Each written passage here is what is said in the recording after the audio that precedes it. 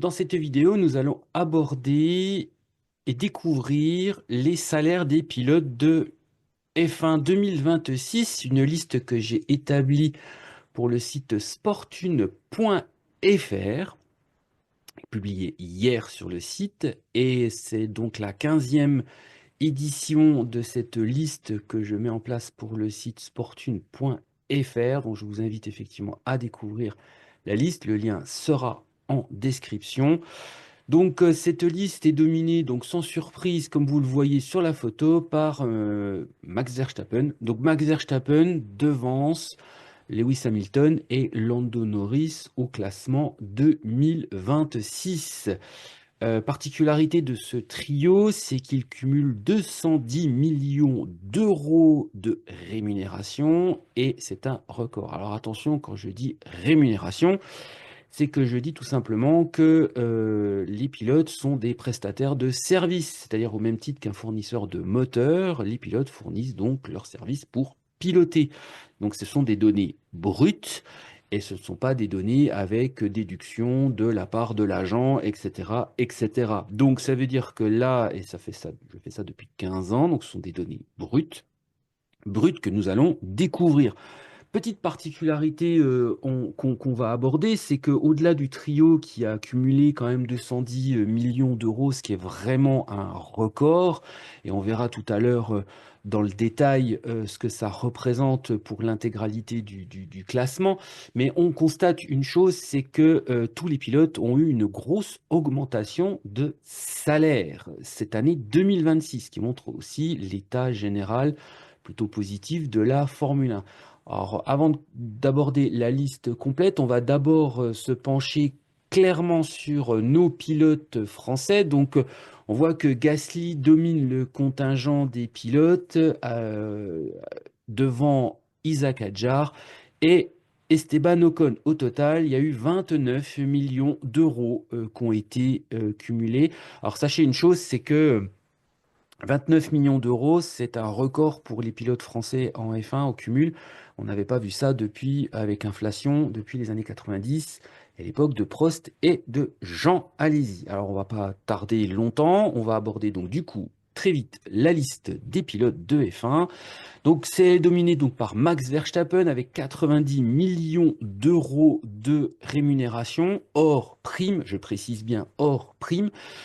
Pourquoi 90 millions d'euros? C'est une hausse de 18 millions par rapport à l'an dernier. Tout simplement, c'est l'implication de Ford qui est importante à souligner puisque Ford voulait vraiment marquer le coup pour son retour en F1 en tant que motoriste de l'équipe Red Bull Racing. Alors motoriste, je vois les puristes, hein, naturellement, ils ont pour le moteur reste un moteur Red Bull auquel Ford participe à la fois financièrement et techniquement dans sa partie dite hybride. Mais là, pour le coup, ce qui est important, c'était vraiment de marquer le coup fort avec Max Verstappen et donc de le maintenir pour l'année 2026. Je rappelle que le contrat de Max Verstappen s'arrête en 2026 et qu'il a des options pour 27 et 28. Pour le moment, il n'y a rien de précisé concernant la suite sur ce type de rémunération que vous voyez. Il n'est pas impossible que la rémunération baisse un peu pour 2027 et 2028, mais en tout cas, il n'est pas impossible non plus que ce soit un nouveau contrat qui soit signé, encore une fois. Donc pour le moment, Max Verstappen domine le classement comme il avait dominé en 2024. Et il devance donc Lewis Hamilton qui est dans sa deuxième année avec la Scuderia Ferrari, une rémunération de 80 millions d'euros bruts. Donc une rémunération qui le plaçait premier l'an dernier, la deuxième. Une chose à comprendre, c'est que si jamais le pilote anglais prolonge avec la Scuderia, sa rémunération va baisser. Voilà, ça c'est quelque chose que j'ai appris il y a quelque temps. Donc ça veut dire que cette rémunération est très très très importante. Donc le détail du contrat qui avait quand même été signé en février 2024, je le précise, donc le lien sera en description, permet à Lewis Hamilton d'avoir une grosse rémunération, mais encore une fois avec le risque que ça baisse en 2027. Alors le duo, comme vous le voyez, domine très très largement le classement, puisqu'on voit tout de suite que le champion du monde, Lando Norris, et marge à 40 millions d'euros. Alors c'est le double par rapport à l'année précédente. Particularité, c'est que c'est vraiment 40 millions d'euros. McLaren signe des contrats avec des primes la plupart du temps.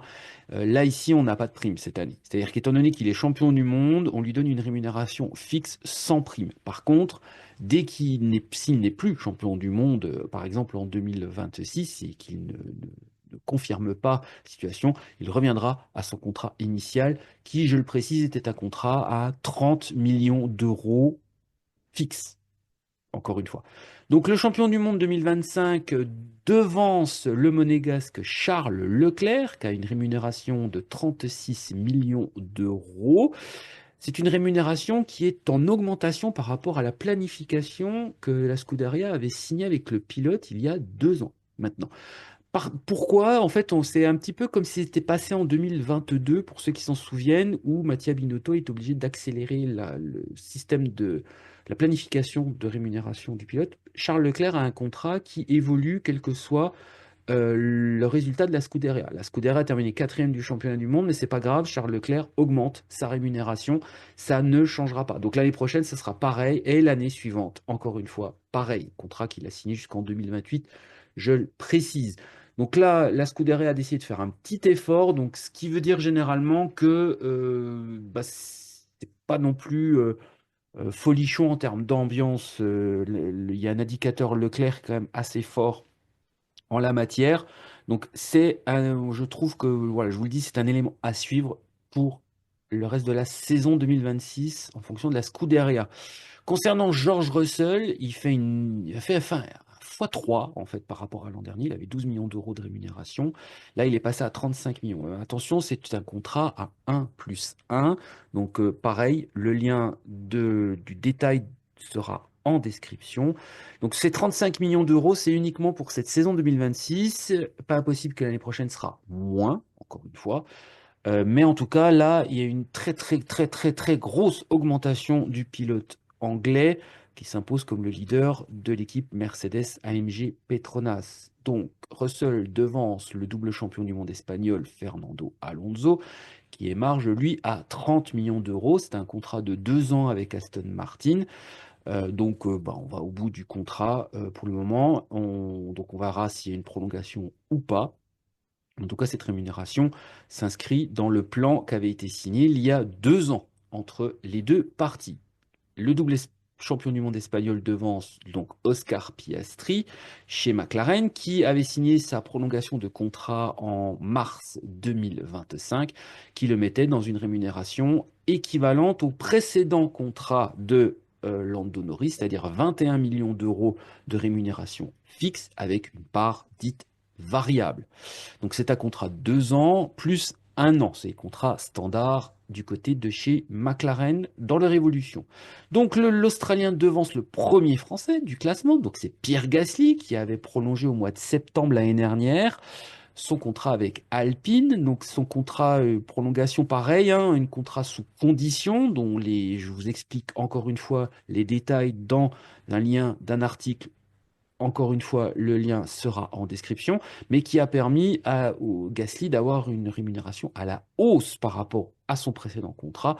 Donc, il est passé de 10 à 16 millions d'euros, mais surtout, il bénéficiera de bonus qui le font augmenter, encore une fois, de manière considérable sa rémunération. Donc, le pilote français devance les deux pilotes Cadillac F1, donc c'est Valtteri Bottas et Sergio Perez. Donc les deux pilotes vétérans ont une même rémunération de 15 millions d'euros chacun, hors prime, encore une fois. Mais ce qui est très important, c'est que c'est un line-up très coûteux, hein, un line-up de 30 millions d'euros que Cadillac établit pour sa première saison en Formule 1. Donc c'est très intéressant. Encore une fois, le lien en description qui vous explique les détails de ces deux rémunérations. Euh, les deux pilotes Cadillac devancent donc Lance Stroll avec son contrat Aston Martin, contrat de 12 millions d'euros. Alors la particularité pour Lance Stroll, c'est qu'on sait la rémunération qu'il a concrètement. C'est-à-dire que Lance Stroll, via sa société, facture donc les prestations du pilote et sur un effort de transparence par rapport au compte établi par Aston Martin, équipe dirigée par son père, étant donné qu'il y a des liens de parenté entre les deux hommes, le même nom, Stroll. Et donc, voilà, la loi anglaise oblige à un élan de transparence, et donc c'est pour ça que nous savons, par le biais des comptes de l'équipe de Silverstone, la rémunération du pilote canadien. Donc le pilote canadien devance les deux pilotes Williams. Alors Williams a fait un gros effort de rémunération. Alors Carlos Sainz émarge à 10 millions et il bénéficie d'ailleurs d'une prime et d'une option pour 2027 à la hausse, je le précise. Et Alex Albon, de son côté, bénéficie d'un contrat évolutif. Il était à 8 millions l'année dernière, il monte à 10 millions cette année et il augmentera encore sa rémunération en 2027. On voit que c'est un effort de solidité du côté de chez Williams. Les deux pilotes Williams devancent donc le premier pilote Audi F1, Audi qui arrive en Formule 1 en cette année 2026. Donc Nico Hülkenberg émarge à 8 millions d'euros, la même rémunération que l'an dernier, bénéficie d'une option pour 2027 à suivre. Donc le pilote allemand, le vétéran, devance donc le deuxième pilote français du classement, Isaac Hadjar, qui a eu une promotion chez Red Bull Racing Ford et qui lui permet d'avoir une rémunération qui a fait x5 par rapport à l'an dernier. Donc encore une fois, pour Isaac Hadjar, c'est un contrat standard Red Bull. Donc Red Bull a des contrats pour ses jeunes pilotes, mais également aussi pour ses pilotes quand il y a une promotion chez RBR. Donc Hadjar bénéficie de cette hausse de salaire à 6,6 millions d'euros. Donc je vous explique en fait les détails, pareil, dans un lien en description. Le pilote français devance Kimi Antonelli, donc qui était pareil rookie et qui a doublé son salaire, passant de 3 à 6 millions d'euros chez Mercedes AMG. Et ce duo de rookies de l'an dernier devance Esteban Ocon, qui, via son contrat AS F1 Team, émarge à 6 millions d'euros. Alors, je précise que pour Esteban Ocon, c'est un contrat de 3 ans qui a été signé jusqu'en 2027, donc un contrat avec un fixe et une part variable évoluant année après année en fonction du résultat de l'équipe américaine. Esteban Ocon devance le Brésilien Gabriel Bortoleto, donc le deuxième pilote Audi F1, qui lui de son côté aussi a augmenté sa rémunération, passant à 3 millions d'euros. Et il devance un autre duo, donc Oliver Behrman, le deuxième pilote Haas, qui lui aussi émarge à 3 millions d'euros. Et Franco Colapinto, le deuxième pilote Alpine F1, qui lui aussi émarge à 3 millions d'euros pour cette année 2026. Le classement, enfin, se complète par les deux pilotes Racing Bulls, donc l'équipe B de Red Bull, donc Liam Lawson, émarge avec une rémunération à 2,4 millions d'euros. Alors je fais une parenthèse autour de Liam Lawson, puisque Liam Lawson avait bénéficié de la même rémunération en fait que Isaac Hadjar l'année dernière, étant donné sa piètre prestation. euh, le pilote néo-zélandais s'est retrouvé avec une baisse massive de son salaire à 4,2 millions d'euros l'année dernière, parce que quand il y a rétrogradation, le contrat est très clair. Euh, quand on passe dans l'équipe B, on est payé moins. Mais surtout, si la performance dans l'équipe B est moins importante, la rémunération est encore une fois divisée par deux. Étant donné que Liam Lawson, soyons très clairs, hein, s'est fait effectivement dominer par Isaac Hadjar l'année dernière, la rémunération est donc divisée par deux. Le pilote néo-zélandais et marche donc à 2,4 millions d'euros cette année. Et Arvin Lindlard, de son côté, rookie, donc c'est le rookie de cette année, lui émarge sur un contrat standard Red Bull de 1,2 million d'euros pour piloter la Racing Bull Ford cette année. La particularité de cette liste, c'est qu'elle permet de cumuler 448 millions d'euros de salaire. Et donc, comme vous le voyez dans le titre, c'est une augmentation de 39% sur un an par rapport à 2025, qui était une année qui avait été une petite baisse de quelques pourcents par rapport à 2023. Euh, Ce qui est intéressant, c'est les line-up les plus coûteux de 2026. Donc, on voit que c'est Ferrari, Red Bull et McLaren qui dominent clairement ce classement, avec respectivement 116 millions, 96,16 millions d'euros et 60 millions d'euros pour l'équipe McLaren en termes de line-up. Les champions du monde, donc Lewis Hamilton, Max Verstappen, Fernando Alonso et donc Lando Norris, représentent 54% de la valeur des contrats. C'était l'an dernier 55%, mais il n'y avait que trois pilotes. Donc le salaire moyen en 2026 est de 20,3 millions d'euros. C'est une augmentation de 4 millions par rapport à 2025, qui était lui-même une augmentation de 3 millions. Donc, comme on le voit dans cette liste, eh ben, 1, 2, 3, 4, 5, 6, 7. Il n'y a que 7 pilotes qui gagnent plus que la moyenne de l'ensemble. Donc, c'est pas nouveau, hein. Soyons très très clairs pour faire une analyse extrêmement claire de cette liste.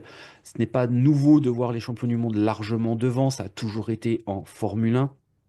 Ce qui est toutefois très intéressant, c'est qu'on voit des augmentations de salaire sur les deux types de pilotes, c'est-à-dire les rookies qui se retrouvent avec des salaires quand même très élevés un an après et non pas des salaires très bas comme ça a toujours été le cas, comme on le voit avec Adjar, hein, comme on le voit avec Antonelli par exemple, ou même Birman et Bortoleto. Mais par contre, ce sont les pilotes vainqueurs de Grand Prix qui ont vu leur rémunération vraiment augmenter. On le voit pour Leclerc, on le voit pour Russell, on le voit pour Gasly par exemple. Et on le voit aussi pour même Piastri dans une moindre mesure, et également pour Valtteri Bottas et Sergio Perez. Donc on voit effectivement cet ensemble-là est très intéressant. Donc 448,2 millions d'euros cumulés de salaire, ce qui est vraiment un record absolu. On montre la bonne santé de l'ensemble. Donc, si vous voulez un peu plus d'informations, comme je vous l'ai dit, les liens en description sur la plupart des importants contrats qui ont été signés l'an dernier et il y a 2 ans. Enfin, si vous voulez aller plus loin dans la compréhension des rémunérations salariales, je vous invite à vous abonner à la newsletter Business Book GP Poursuite et je vais vous expliquer dès demain matin, dans votre boîte mail, comment le marché des pilotes de F1 a évolué et comment tout simplement on calcule ces rémunérations-là, telles que vous le voyez, par rapport au marché et les influences qu'il en a. Alors le lien sera en description, je vous invite à vous abonner à cette newsletter. Sur ce, je vous souhaite une bonne journée, à bientôt.